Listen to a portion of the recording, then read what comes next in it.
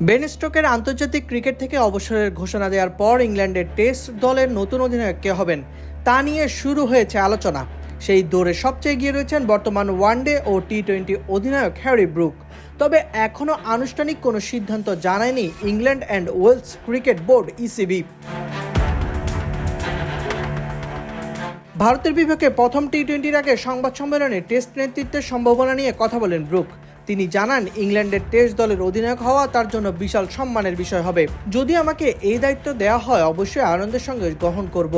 ছোটবেলা থেকেই England test দলকে নেতৃত্ব দেওয়ার স্বপ্ন দেখেছি, তবে সিদ্ধান্তটা আমার হাতে নয়।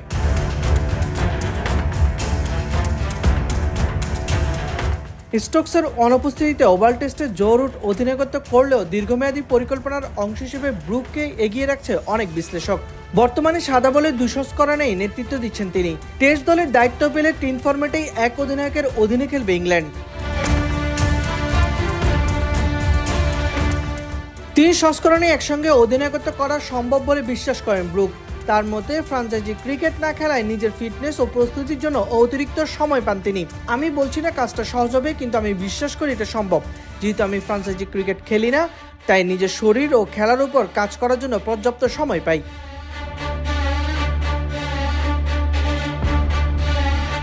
বিশ্বকাপের সেমিফাইনালে ভারতের কাছে হারের প্রসঙ্গটি নিয়ে ব্রুক বলেন, ইংল্যান্ড পুরো টুর্নামেন্টেই প্রতিদ্বন্দ্বিতাপূর্ণ ক্রিকেট খেলেছে।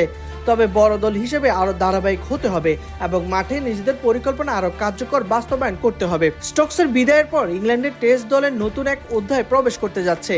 এখন দেখার বিষয় সেই নতুন অধ্যায়ের নেতৃত্ব শেষ পর্যন্ত হ্যারি ব্রুকের হাতে তুলে দেওয়া হয় কিনা।